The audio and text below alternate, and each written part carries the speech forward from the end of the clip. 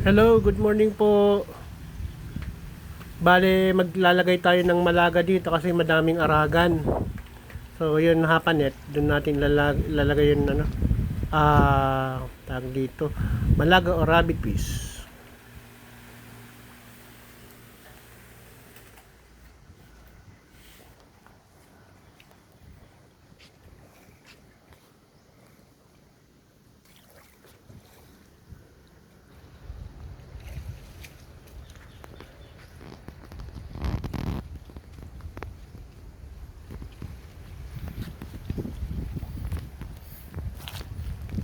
Bisitahin po natin ang ating mga bangos ngayong linggo. Ito po sila. Katatapos lang po nilang nag-almusal ng primas. Primas pa muna ang nilalagay natin. Mas gusto nila kaysa yon starter na feeds. Yan po. Ah, yan po. Akala nyo medyo mababaw yung tubig pero malalim po yan. Clear lang yun yung tubig niya. Ayan po yung mga damong palaisdaan. Uubusin po nila yan paglaki ng mga alaga natin. Lalo po doon sa gilid, ayan, prepare ko po paglagyan natin ng malaga. So, ayusin lang ng konti to. After 1 week, 2 weeks, pwede ang pakawalan yun malaga. Kasi Ito po kumakain sila daw yun ngayon, ng ating aragan. mga alaga. Ayan, lapitan natin. O river weeds. At may So, focus may natin sila ng dalawang maigi. klase sa atin na araga na Yan po, river weeds. Yun Oh, yun, mga bangos po guraman, ito, saka aragan. may halong Yung guraman, tilapia. edible po yun. Papakuluan mo lang, lagyan ng konting Ayan suka at po, saka kamatis, napapaingay asin. nila yung Pwede ng tubig. ulam. Ayan. Yung aragan naman, pagkain ng mga isda.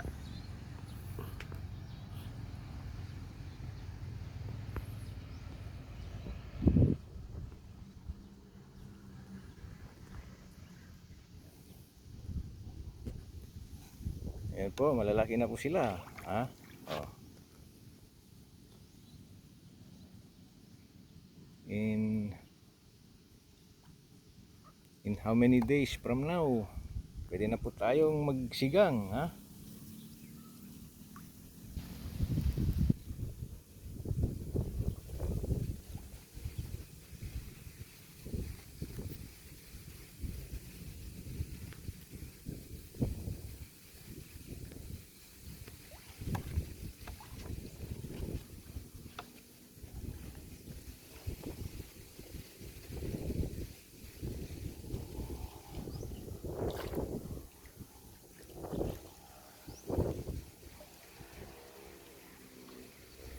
Ayun po, bangus at saka tilapia. Naghalo po sila. Alam po nung tinisid namin ito. Yung tisid. Ang alis natin sa mga predators nila. So lahat po, walang natira dito sa palaisdan natin. For preparation ng ating paglalagay ng itong mga bangus. Yung mga tilapia na natisid natin, pag nahihilo na sila, namamatay na. May mga naibuga pala silang mga itlog. So yun po ang naiwan mga itlog nila, napisa. Napisa sila. Kaya ito, may mga halong tilapia na dito sa ating bangus fingerlings. Ayan. So maganda po, maganda yung ating mga alaga ngayon. At tama lang yung timpla ng tubig nila. Galing po yung tubig nila diyan sa dagat. Sa dagat natin, sa karagatan, Pacific Ocean. Ayan. Naghalo po yung tabang at saka salt water. Kaya ang tawag namin dito sa amin is brakis. Ito po, mga isda natin. Yan. Ayan. Oh, kita nyo naman. So, papakain po sana ako pero mamayang tanghali ulit.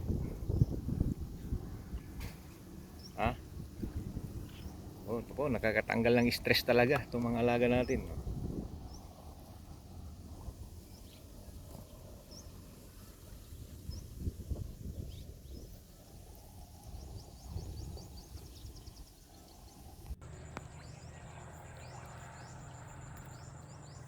So, nandito tayo sa kabilang fish pond. Ang alaga natin dito ay tilapia. Kasi nasa tabing Bugay Lagoon tayo. Ang Bugay Lagoon po kasi ay swampy river. Tapunan ng mga tubig pag tag-ulan galing sa mga bukid. So, yung tubig dito banda ay fresh water. Ngayong tag-araw dahil walang masyadong ulan, medyo brackish, medyo maalat. So hindi pwedeng maglagay dito ng malaga, although dito bangos, alimango, tilapia, mangrove snapper, sugpo, hipon, pwede po. So kung mapapansin po ninyo, ang pispan natin madamo sa sa gitna. May mga tikar ang tawag namin or river grass, may mga barangbang, natural habitat po yan ng mga ibon, alimango. Minsan kapag ganitong panahon, daming wild bird or wild ducks na pumupunta dito. Kapag hindi natin sinegregate, fry natin, maubos po yan kasi libong wild ducks po minsan yon pumapasok sa pispan natin galing sa Bugay Lagoon.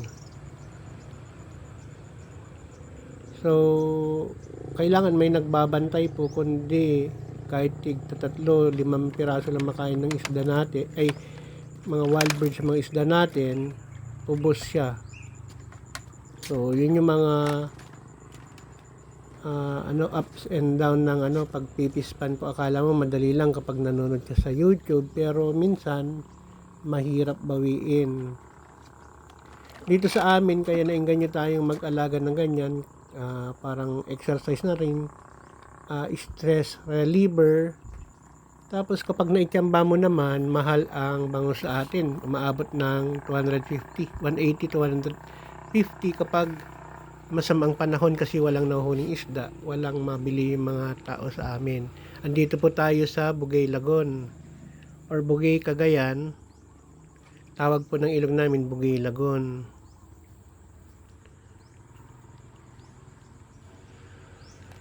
So ito yung mga nilagay natin dati na tilapia, hindi pa na harvest, 5 months na, medyo mabagal yung paglaki nila at saka hindi lahat nakasurvive kasi nga nagiging brackish ng water. Dahil yung seedlings na to or fingerlings, bigay po ng BIPAR ng DA dito sa Bugay Cagayan, mga ayuda. So nung wala nang ulan, kasi binigay ito November 15, naging medyo maalat na. So naka-adapt na lang po ito, pero hindi lahat nakasurvive. Dati kasi itong fish pond natin ay umaapaw kapag malakas ang bagyo at ulan. Nagpatambak po tayo ng mahigit 1 metro, kasi nung umapaw to hanggang tuhod po yung malaking dati baha sa amin, hanggang tuhod. Ngayon, mahigit 1 metro yung pinatong natin.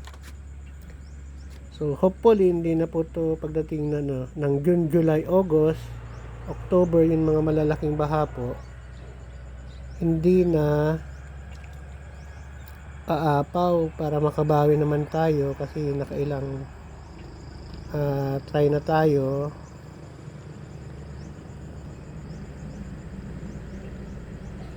Pangatlong na to, attempt. Medyo malaki na nagagastos natin. Sana makabawi po tayo.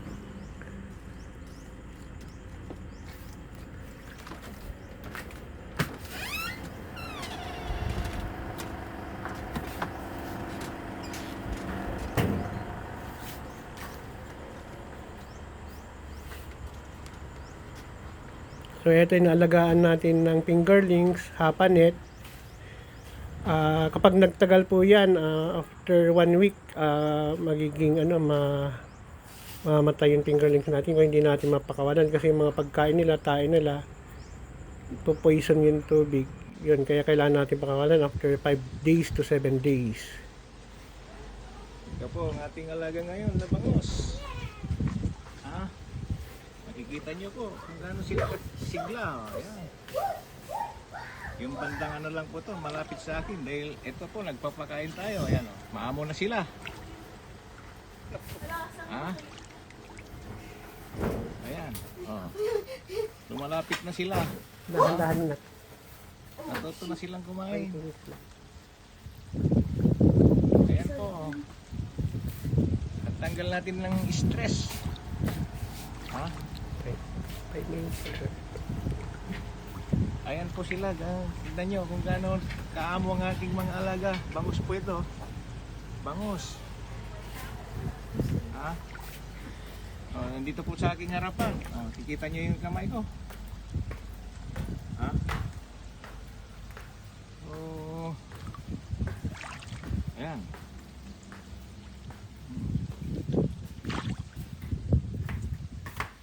Nandito lang po sila. Malapit sa atin. Napakain po tayo ng gatas. Ayan pala to. Fingerlings primas ang ating binibigay sa ating mga alaga. Ayan. Ayan po. I-observe ko po ng after 1 week kung medyo gumanda yung paglaki nila. Dito lang kasi sila sa malapit sa atin. Yan. Yan. Ha? Yan. Tatanggalin ko po yung net na yan, nakaharang dyan para hanggang doon na sila pupunta sa dulo.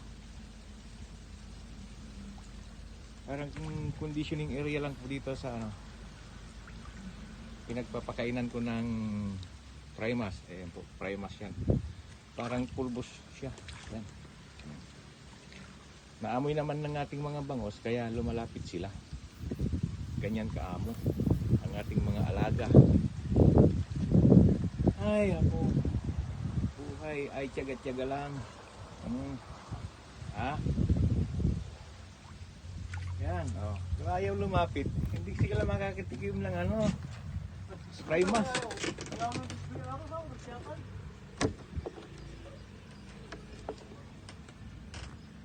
Ayan po, primas.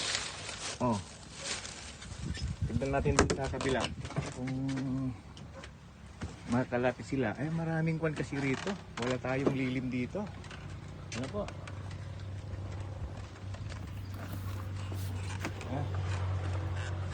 Ayan. Lumalapit rin na nating mga tilapia. Oh. Ha? Palapitin po natin yung mga bangus na nandyan sa gilid-gilid.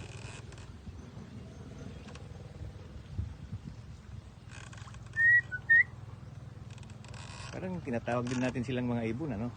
Ayan.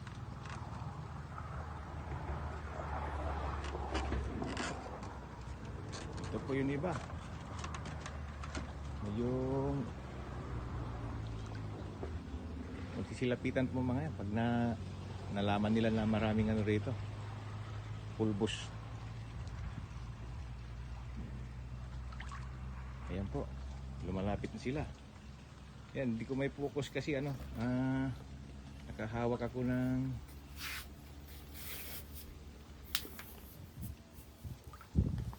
pakain.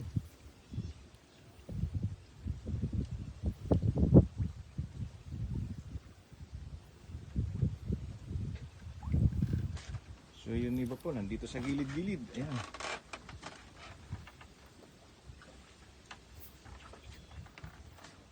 Ayan po, oh. Ayan. Kita nyo ang galawan ng mga bangus natin sa tubigan. Ayan. Kasi naamoy na rin nila yung nilagay kong ano, pulbos na pangkain nila. Ha? So, ayan. Mga tilapia po pala nandyan sa harap ko.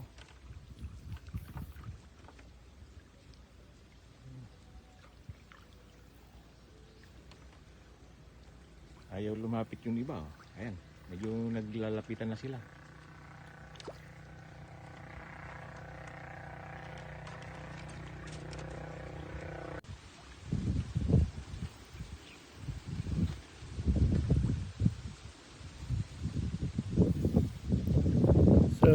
Ito po, makikita ang dami nila. Mga bangus fry po ito. Less than 10,000 pieces. Sana wag lang magkaroon ng butas yung pilapil natin. Kasi ubos to pag nakahanap sila ng butas. May prensa naman tayo, may screen. Andyan po yung tilapia natin sa Hapanet. Kapag after 5 days, pwede na pakawalan hanggang 7 days. Ito yung mga dati nating nilagay na tilapia noong November. Ito na po pinapanood nyo ngayon, yung ano, alaga nating tilapia. Masyadong mainit kasi kaya nilagyan po natin ng dahon ng nyog. Parang silungan nila. Ito rin muna mga ito, hanggang 1 week. Pag medyo lumalaki na sila ng konti, push na rin natin sila.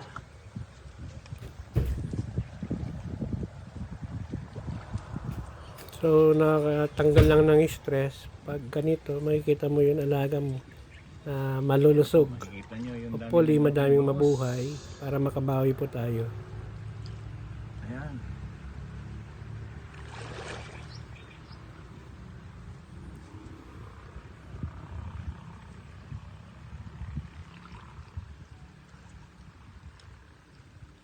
Ganito po tayo mag-alaga dito sa aking munting libangan.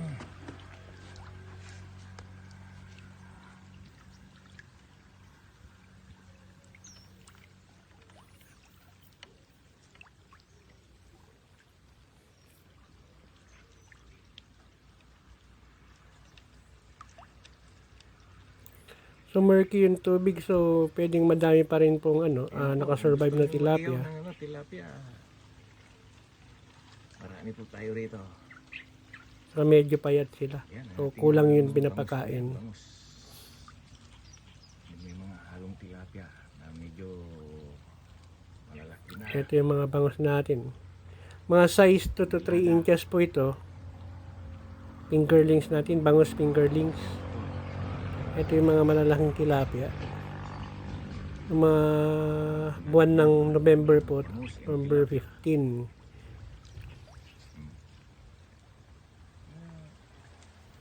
Tiyaga-tiyaga lang po ang buhay.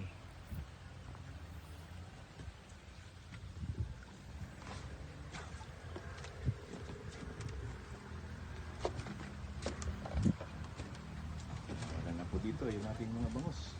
Yan po, lumalapit sila pag nararamdaman nilang may tao rito sa ating floating cottage. Yan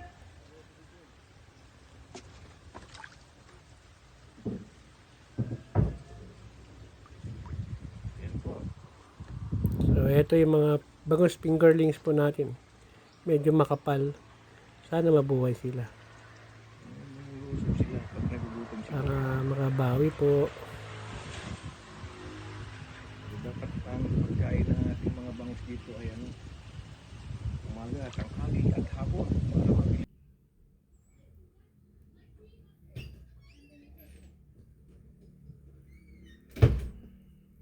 Sana makakapag-update po tayo every 2 weeks or monthly.